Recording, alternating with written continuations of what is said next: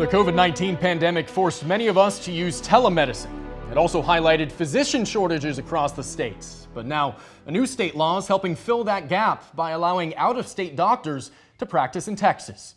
We partnered with our sister station in Arkansas to take a closer look at this nationwide agreement. Texas is now one of 37 states to join the Interstate Medical Licensure Compact. It expedites medical licenses, making it easier for doctors that are licensed in other states to treat you right here in Texas. Our doctors can now also more easily get licenses in other states in the compact. That law went into effect in 2021, but applications weren't accepted until last year. Investigator Arezow Doost looks at this solution designed to help with our healthcare shortages, but it's one that still has some challenges in the Lone Star State.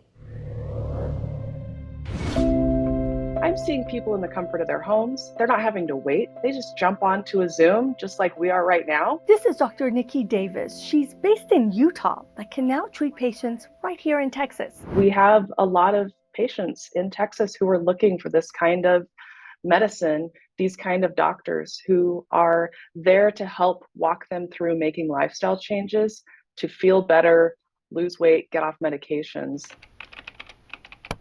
She's board certified in both family and lifestyle medicine and part of the team at Plan-Based Telehealth, which started during the pandemic. What kind of things are you treating?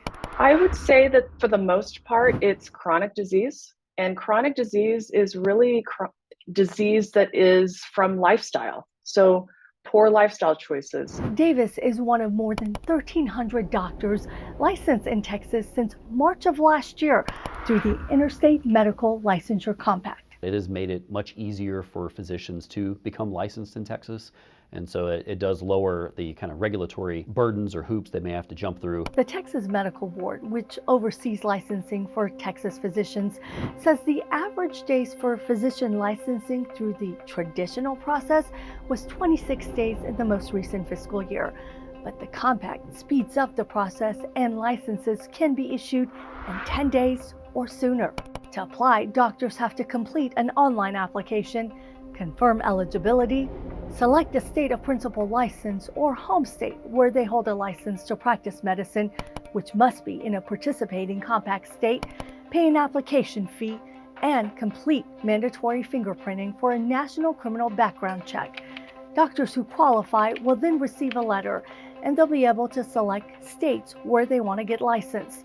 TMB says online that doctors themselves are responsible for making a self-determination of eligibility before applying. It's kind of a primer to them is, hey, before you start down this path and pay the money to the compact and start filling out the paperwork, make sure that you meet all those requirements. We're obviously going to double check that you do. How can you ensure that decisions are getting fully vetted if the process is expedited? So we go back, make sure they graduated from an accredited medical school, look at their residency, where they completed their residency. Did they do the required amount of time for that postgraduate training? And then kind of the main thing we're looking at that's going to be different is going to be an updated criminal history check and also a check of make sure they didn't have any discipline from other states. So far, TMB says it's denied 35 applicants for reasons like already having a full physician license in Texas, wanting to withdraw their application, or it was a duplicate. How do you plan to measure the success of this compact? I think the success, a lot of it is looked at how much are people using the compact. And also, hopefully not, but in the event that there is some type of disciplinary action for someone that is a compact licensee, how smooth is that communication from us to other states and other states to us to make sure that everyone is doing what they're supposed to do as far as disciplinary action. Any investigation would be carried out by the medical board in the state where the patient who filed the complaint lives. Any disciplinary action taken would be shared with all compact states. Getting your license through the compact doesn't change what the standard of care is in Texas or any other state. All it is that voluntary expedited pathway to get the license. Once you get the license, you are subject to each state's individual standard of care and requirements, and to be able to maintain the license and practice in that state. One limitation, though, doctors licensed through the compact are the only ones who can treat patients, not any other medical staff at their office, unless they too are licensed through the state. Another challenge the American Telemedicine Association sees. Doesn't automatically mean that a physician has access to every state that, the more than 2-3 dozen states that have adopted the compact, that it's not like a universal recognition by all those other states. You still have to go through the oftentimes time-consuming process of getting a license in the individual state in question. I added Texas as soon as I saw that it was in the compact. Texas is a big state for us. We see a lot of people through plant-based telehealth in Texas. Dr. Davis is now licensed in 13 states. She says Texas's process is more stringent. In Texas, they require that you take an exam. So that took a little bit extra time where I had to purchase some materials to study from, and then I had to purchase this exam to take.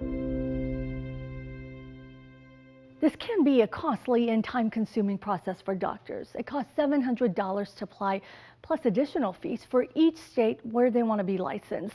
TMB data we obtained shows doctors from these 5 states have been issued the most Texas licenses: Colorado, Illinois, Arizona, Georgia, and Washington. The top specialties: family medicine, internal medicine, emergency medicine, psychiatry, and neurology. We asked the lawmaker who pushed for Texas to be part of this physician compact and pass legislation if any changes will be made this session. We're still waiting on a response. For State of Texas, I'm Arezow Doost. Thanks, Arezow. As we mentioned, we partnered with our sister station in Arkansas on that project. That state's weighing its own options for telehealth and joining the compact. You can explore the entire project online now. Just head to our website and look for this story in the Texas politics section.